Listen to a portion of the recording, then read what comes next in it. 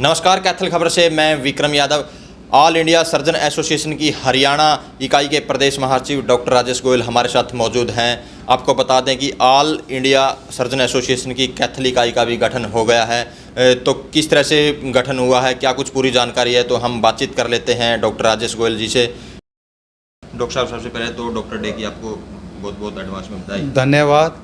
आज doctors day की पूर्व संध्या पर मैं आपके माध्यम से देश के, प्रदेश के और हमारे शहर के सब डॉक्टर्स को बहुत बहुत शुभकामनाएं देता हूं, और जो वो ह्यूमैनिटी के लिए काम कर रहे हैं उन सर्विसेज के लिए सब डॉक्टर्स हमारे बधाई के पात्र हैं और उनका बहुत बहुत स्वागत है।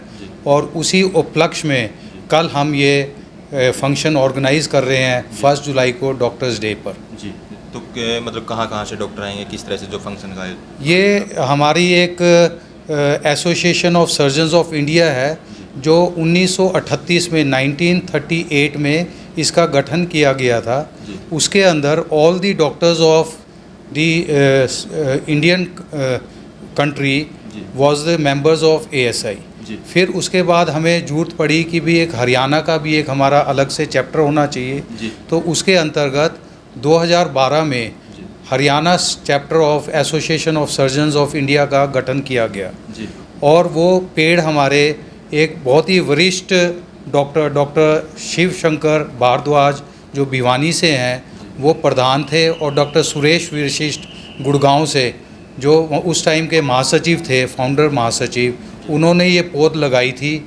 ये पौध लगा के सींच के आज एक ये वृक्ष बन गया है जिसकी छाया के अंदर 595 सर्जन्स ऑफ हरियाणा बैठते हैं और उस छाया का आनंद लेते हैं। उसी की श्रृंखला में हमने, हमारे जो पास्ट प्रेसिडेंट थे उन्होंने सिटी ब्रांचेस का भी गठन किया, और उस गठन में 9 सिटी ब्रांचेस बनाई हैं, और उसमें कैथल भी हम गौरव महसूस कर रहे हैं कि एक हमारी सिटी ब्रांच भी बनी है।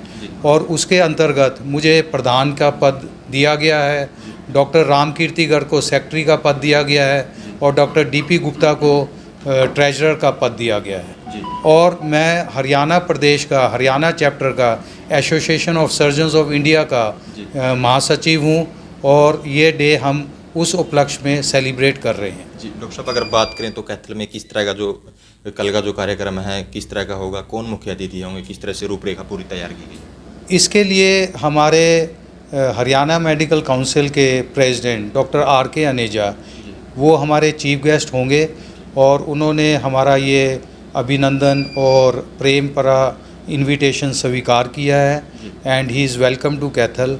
वो इस प्रोग्राम की अध्यक्षता करेंगे और इस प्रोग्राम को इनॉग्रेट करेंगे, और उसके बाद हम अपनी सिटी ब्रांच कैथल की इनॉग्रेशन, फॉर्मल इनॉग्रेशन करेंगे।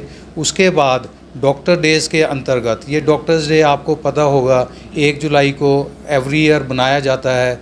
ये एक हमारे बहुत ही बुद्धिजीवी और बहुत ही tallest and the best of the doctors जो रहे हैं, डॉक्टर BC रॉय, वो कैलकाटा के, वेस्ट बंगाल के चीफ मिनिस्टर भी रहे हैं पहले।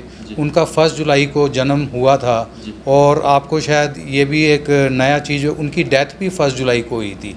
तो गवर्नमेंट ऑफ इंडिया ने ये डिसाइड किया था कि 1 जुलाई को डॉक्टर्स डे सेलिब्रेट किया जाएगा, because he was the eminent physician and eminent academician and a very good bureaucrat and a very good politician also. और उन्होंने डाउन ट्रोडन जो पेशेंट्स थे और सिविलियंस थे उनकी बहुत सहायता की थी। तो तब से ये डॉक्टर्स डे सेलिब्रेट होता है, और विदेश भर में डॉक्टर्स डे के अंदर जो भी शहर के सिटीजन्स होते हैं, पेशेंट्स होते हैं, वो डॉक्टर्स को ग्रीटिंग कार्ड्स देते हैं, फूल देते हैं, और उनकी सेवाओं के लिए धन्यवाद करते हैं।